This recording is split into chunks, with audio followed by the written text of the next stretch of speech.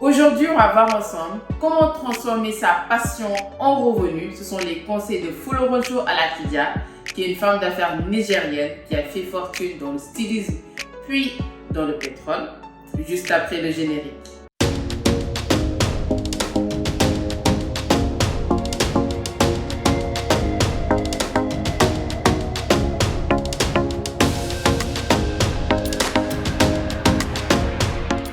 Bonjour tout le monde, j'espère que vous allez bien, que vous vous portez bien. Bienvenue sur le tout premier épisode de Jambar, qui est un concept de vidéo qui retrace le parcours des personnes noires qui ont réussi. On va voir ensemble comment ils ont fait afin de l'appliquer dans notre vie et pourquoi ce nom, Jambar, est un mot wolof qui signifie guerrier, héros. Et dans le langage courant, quand on dit à une personne que c'est un Jambar, ça veut dire que c'est une personne qui est motivée, qui ne lâche rien. Donc, c'est une évidence de donner ce nom-ci à ce concept de vidéo.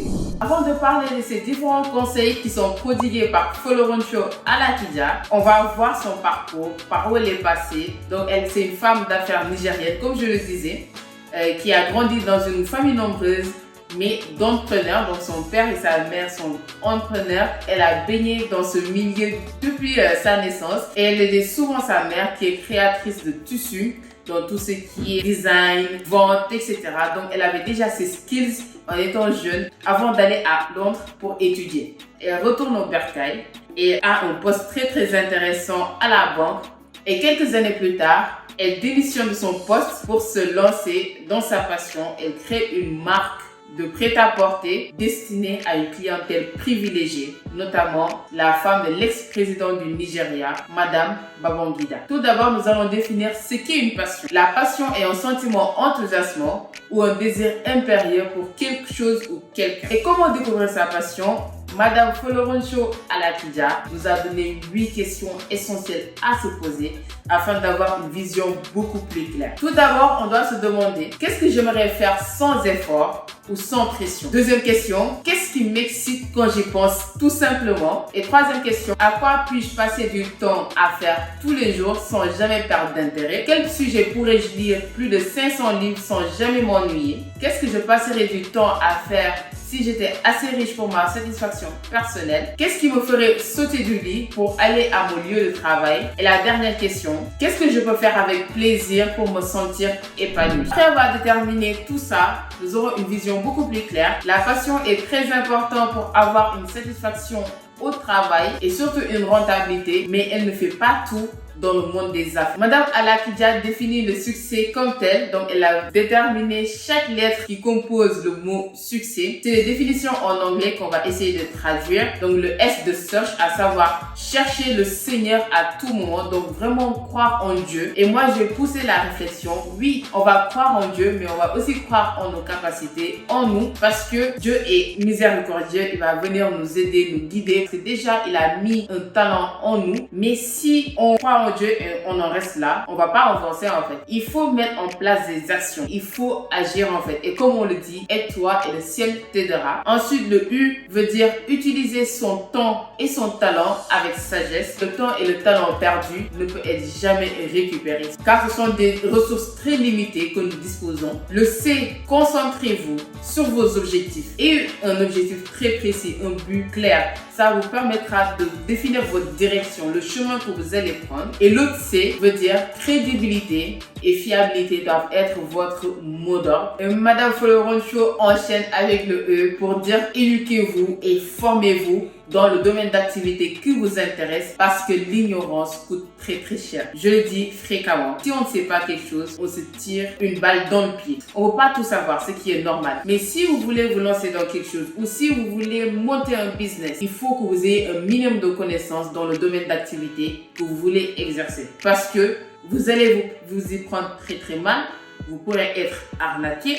Vous allez perdre d'autant plus beaucoup de temps, mais surtout de l'argent. Donc, prenez du temps à vous former. Le premier S, toujours selon Madame Folorunsho Alakidia, veut dire sacrifiez-vous quotidiennement pour faire la différence. Cherchez l'excellence dans toutes les actions que vous allez faire. Comme ça, vous allez vous créer une réputation et vous allez vous faire un nom. Le dernier S veut dire C, à savoir dire non au découragement. Ne soyez pas pollués par des pensées limitantes, par des pensées négatives, ou alors quand vous allez vous lancer, vous allez avoir des refus de certaines personnes. Ne vous découragez pas pour ça. Que ce soit vraiment un moteur pour vous, un défi à relever au quotidien.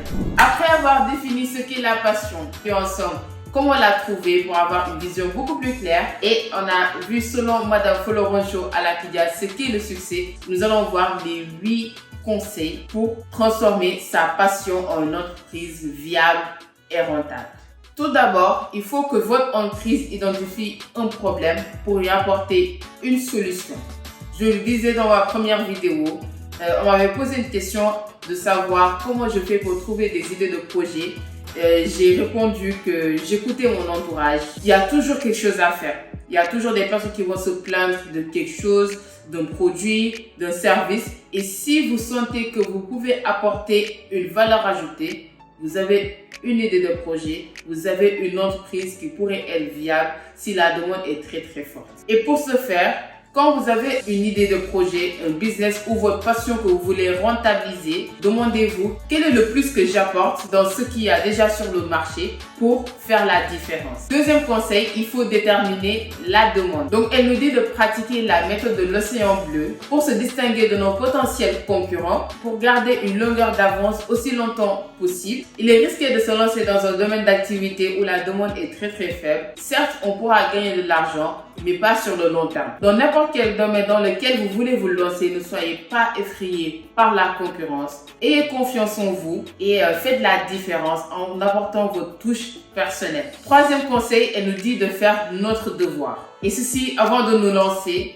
on doit faire des recherches poussées, détaillées. Et donc, comme je le disais, l'ignorance coûte très très cher.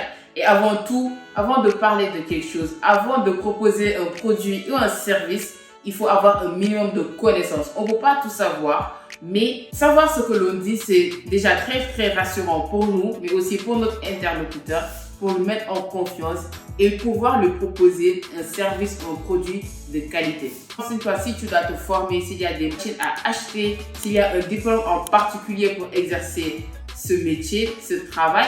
Ensuite, détermine le meilleur moyen d'avoir des fonds, à savoir si tu dois avoir un associé ou le partenariat, le crowdfunding, les tontines aussi, c'est quelque chose qu'on néglige. On utilise souvent dans notre communauté les tontines pour les mariages, les cérémonies, etc. Alors que c'est vraiment un moyen de financer son projet ou alors tout simplement nos finances personnelles.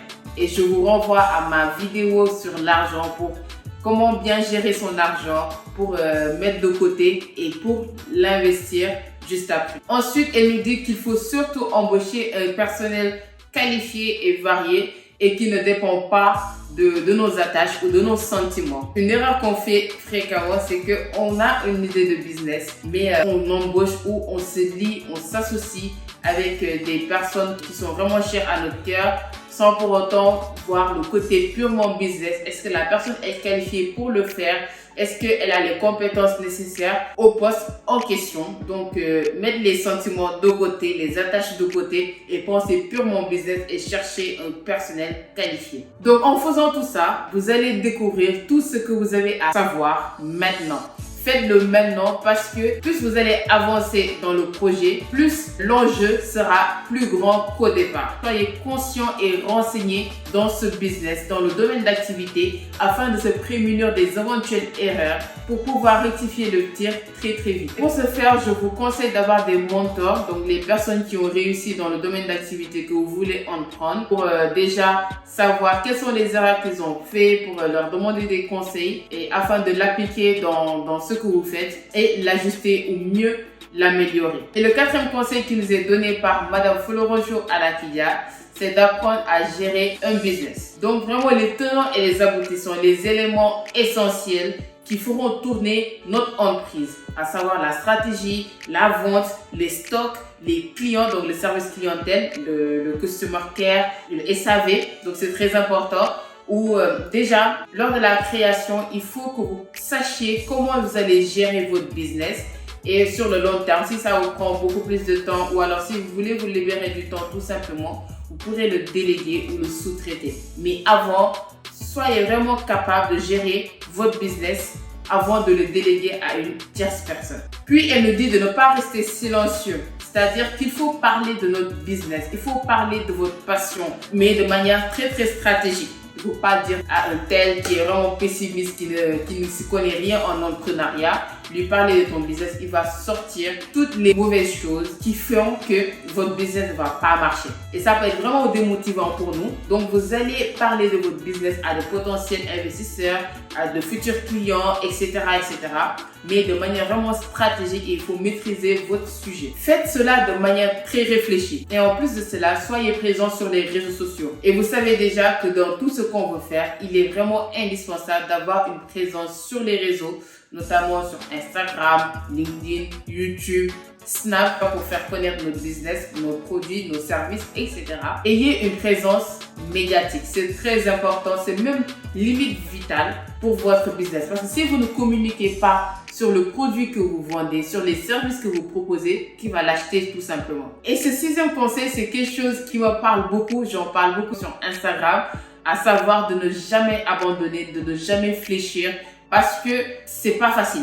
Faut le dire. Toutes les personnes que vous avez vues qui ont réussi, ils sont passés par des moments très difficiles. Le succès n'est pas du tout instantané. Il faut vraiment y croire. Il faut faire encore et encore. Et le travail acharné payera toujours. Et sachez que ce sont les personnes persévérantes avanceront tout le temps et qui connaîtront le succès. N'ayez pas peur d'échouer. L'échec construit la réussite. À chaque fois que vous allez échouer, vous n'êtes pas perdant. Vous aurez l'expérience pour ajuster le tir, pour rectifier ces erreurs, pour avoir une plus belle réussite. Ne soyez pas paralysé par le fait d'échouer. Si vous n'échouez pas, ça veut dire que vous ne tentez pas. L'échec fait partie du succès. Je vais appuyer dessus parce que c'est vrai que sur le moment, ça fait très mal. J'en sais quelque chose. C'est que quand tu vas te donner un objectif, tu te donnes corps et âme et tout, et tu échoues, l'échec, ça fait mal. Faut le dire, ça fait mal. Mais après avoir digéré ce moment-là, tu vas te dire, ça a été vraiment bénéfique d'avoir échoué à ce moment précis pour faire quelque chose de beaucoup plus concret, beaucoup plus défini, beaucoup plus travaillé. Donc l'échec est notre ami. Ça fait, c'est dit comme ça fait bateau certes, mais l'échec fait partie du processus vers la réussite. Et je vais rebondir toujours sur Instagram, j'en parlais dans un post.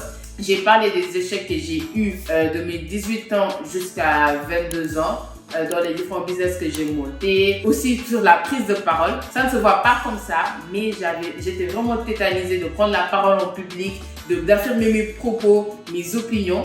J'étais vraiment tétanisée par ça.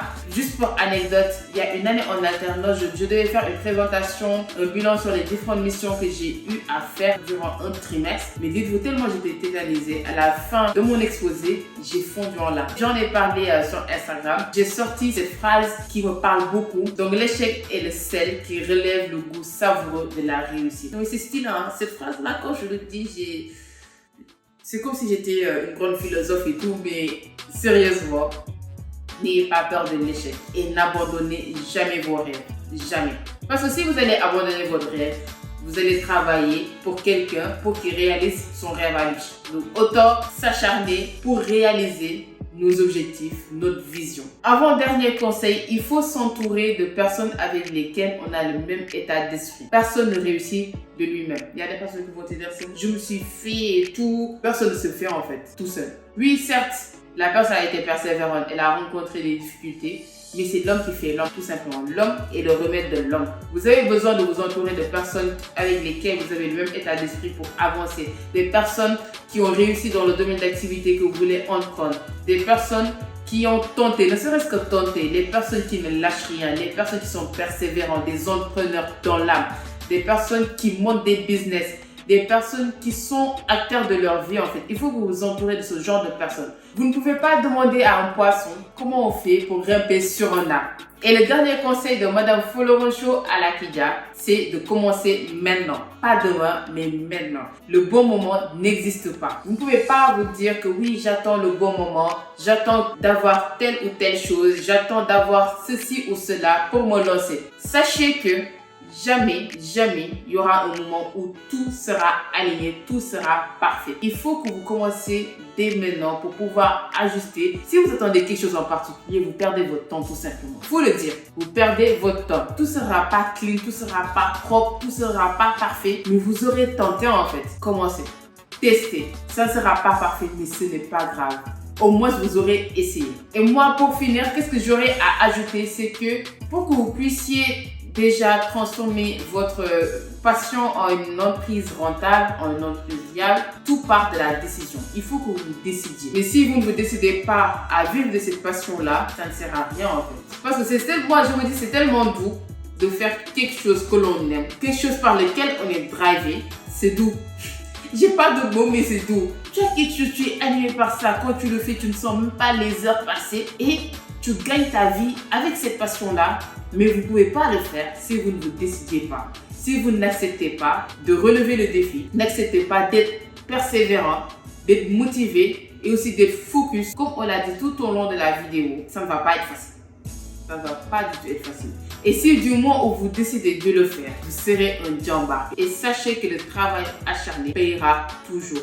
Peut-être que ça va prendre plus ou moins de temps, mais faites-le encore et encore. Donc, ayez confiance en vous. C'est la fin de la vidéo. J'espère qu'elle t'aura plu. Merci de me dire ce que tu en as pensé en commentaire. Donc, quel est le conseil qui te parle le plus de Madame Foloroncho à la Fidja pour transformer sa passion en revenu? Et d'ailleurs, les commentaires sont très importants pour faire connaître cette vidéo pour son référencement et aussi toute la chaîne YouTube. Donc, je te remercie pour le petit commentaire que tu vas mettre en dessous de cette vidéo. On se dit à très bientôt et surtout, n'oublie pas de t'abonner parce que ici, nous sommes l'élite. Abonne-toi, fais partie de l'élite. On se dit à très bientôt. Prenez soin de vous.